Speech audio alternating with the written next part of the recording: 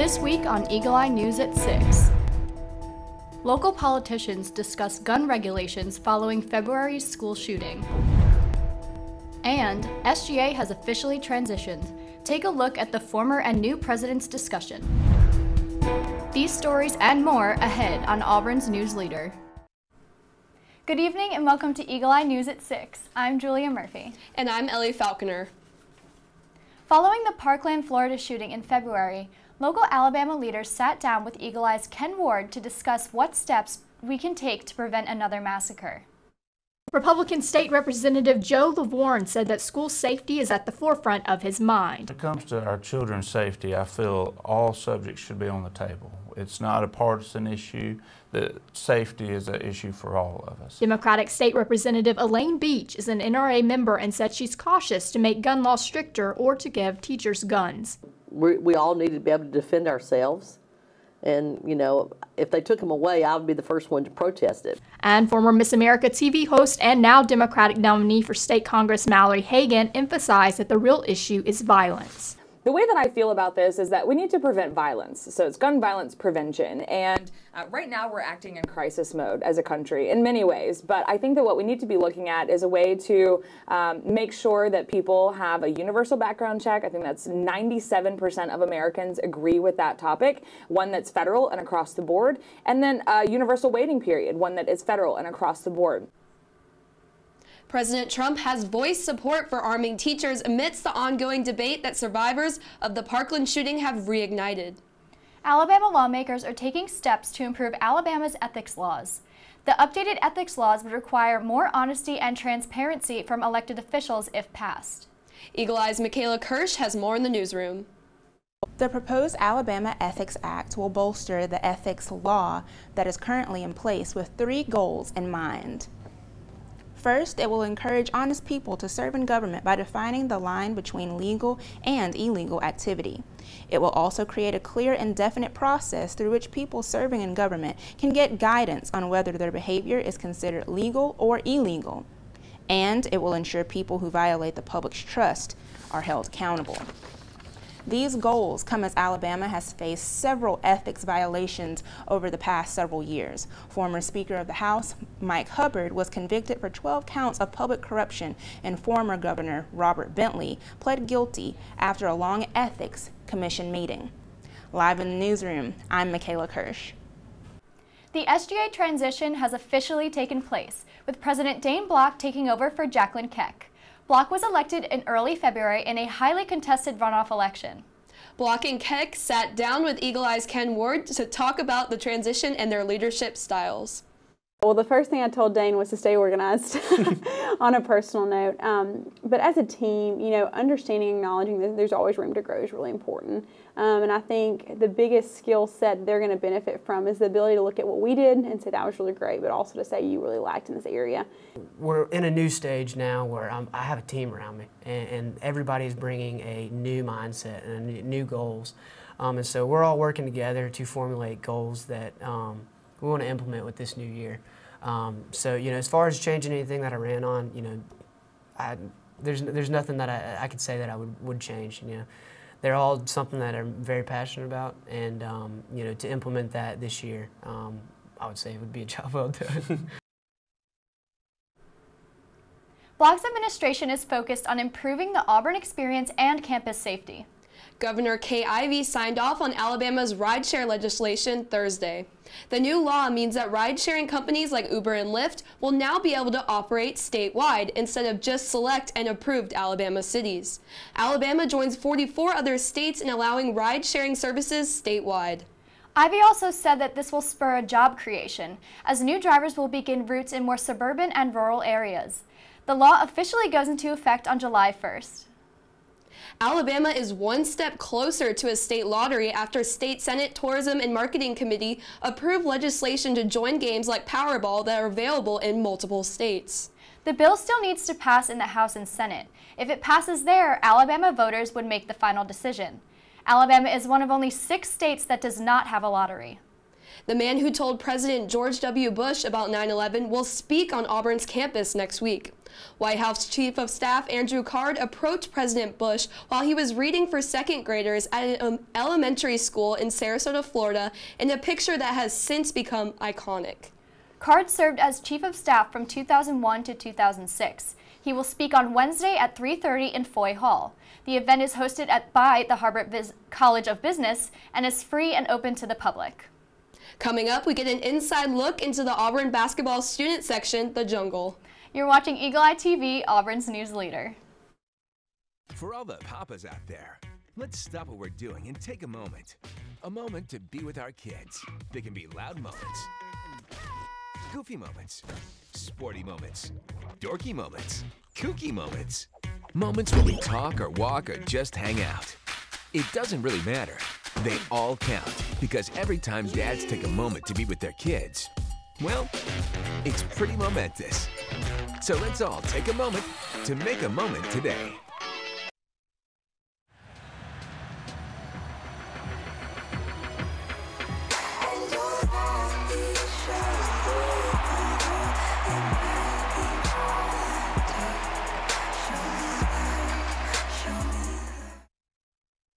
I'm Ferdinand. You look at me and think big. You think scary, but I'm a little misunderstood. Sorry, I almost killed you. We've all been misunderstood. I'm not a fighter. I don't understand that at all. Kids with learning and attention issues like dyslexia and ADHD are misunderstood too. Take the time to understand. Best plan ever! The right support, everyone can reach their full potential because you can't judge a bull by his cover. Learn more at understood.org.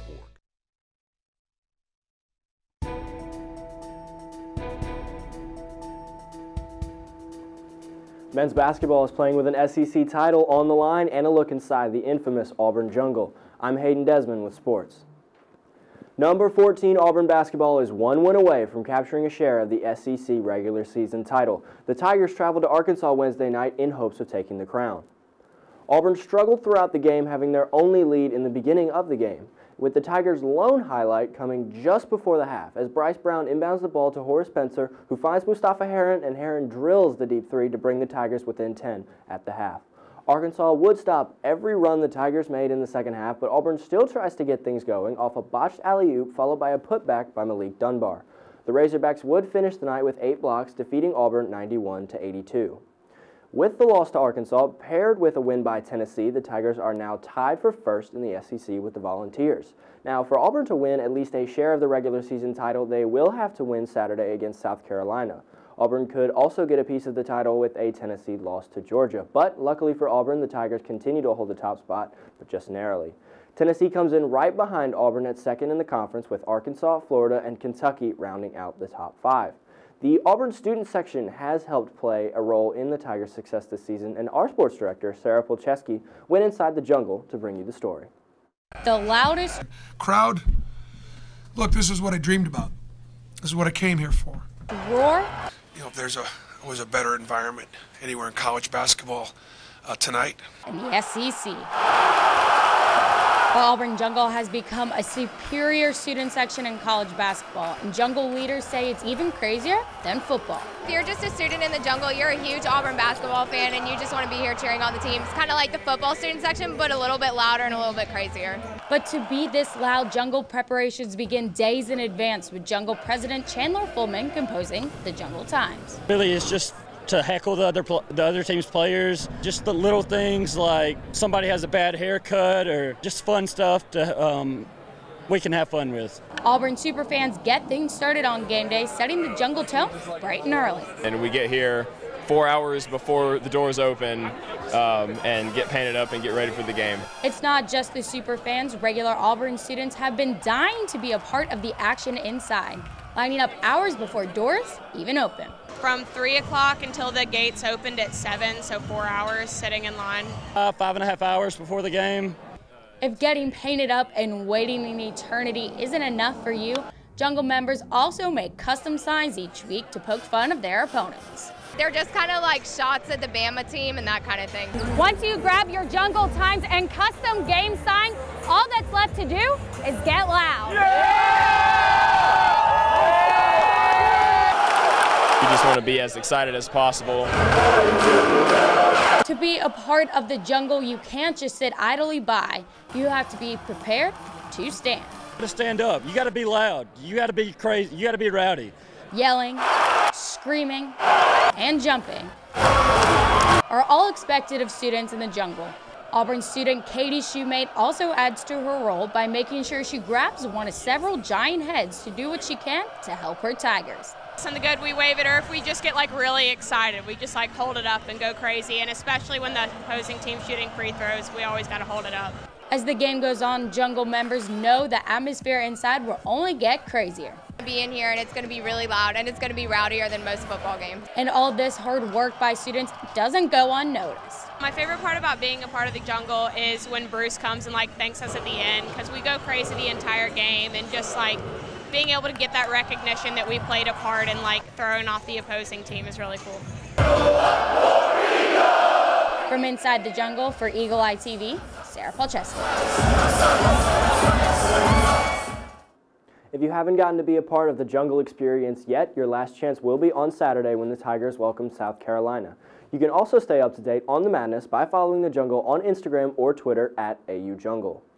To stay up to date on all your Auburn sports, go to our website, eagleeyeauburn.com, or follow us on Twitter at EETV_sports.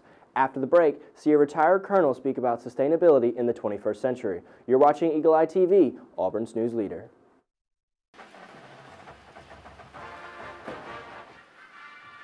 Even the best of us forget sometimes. But buckling up is one thing you always want to remember. Seatbelts save lives. Drive safe, Alabama. A message from your Alabama Department of Transportation.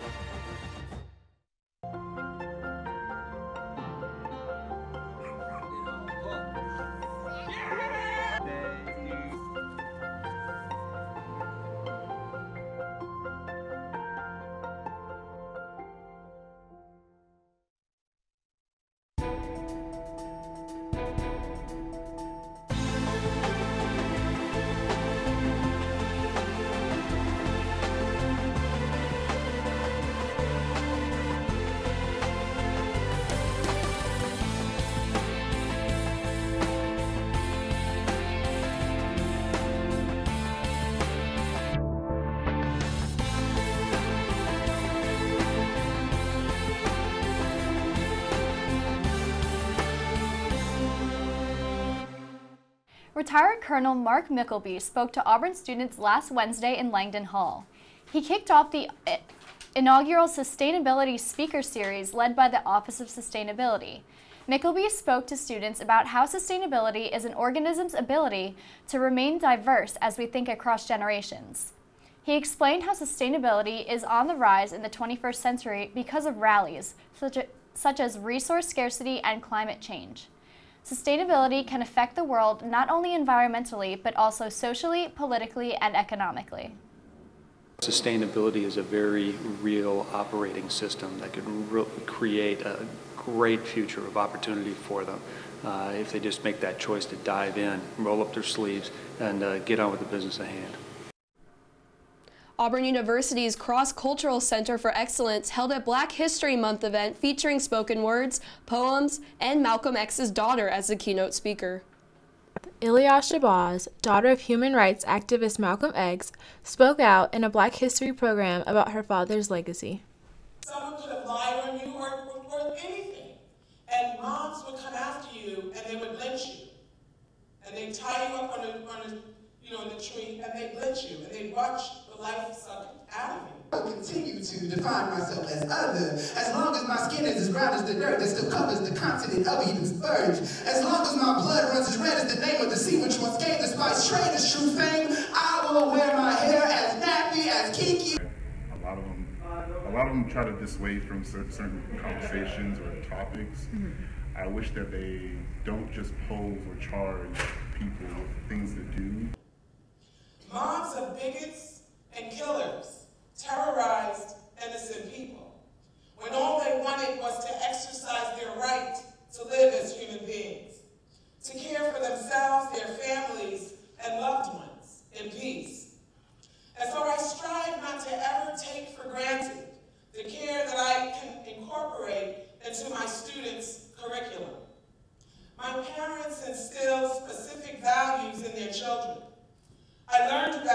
Shabazz is an award-winning author, educator, and motivational speaker.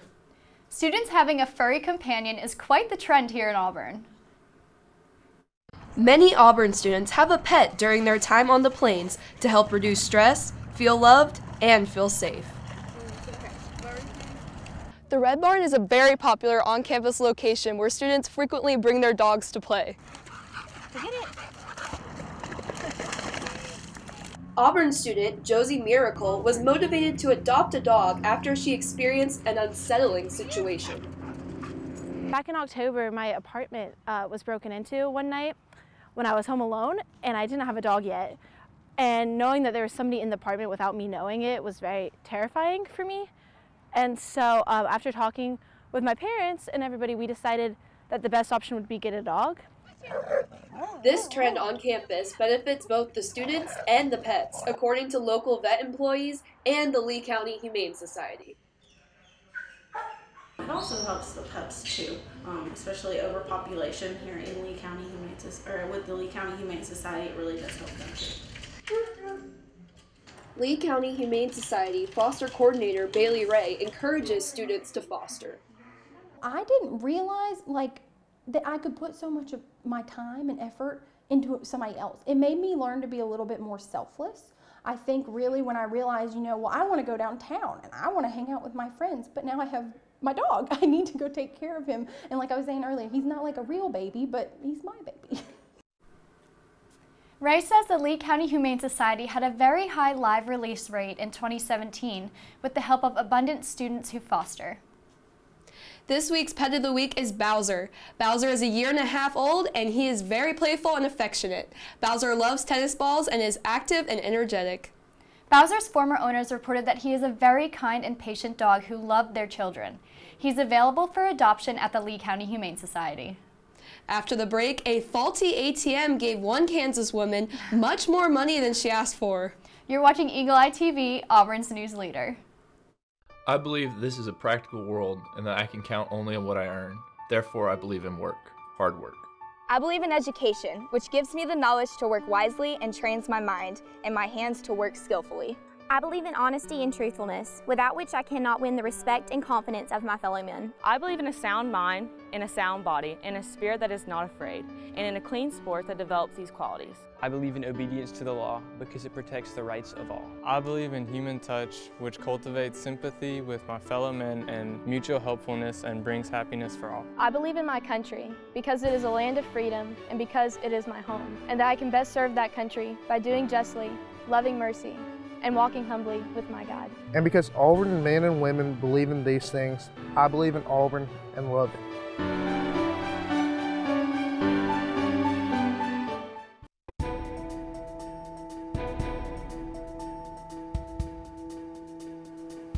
For one Kansas woman, a malfunctioning ATM that gave her $100 bills instead of $5 bills was not her luckiest dream, but rather the beginning of a really long lawsuit.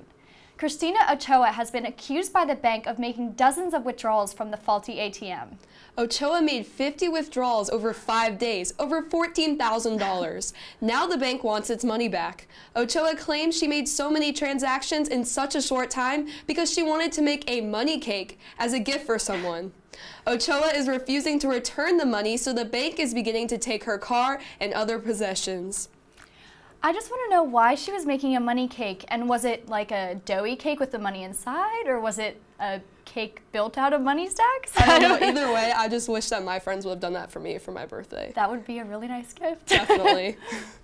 That's all we have for you tonight. Be sure to keep up to date with all the latest news by following us on Facebook and Twitter at Eagle Eye TV and online at eagleeyeauburn.com. I'm Julia Murphy. And I'm Ellie Falconer. Thanks for joining us, and War Eagle.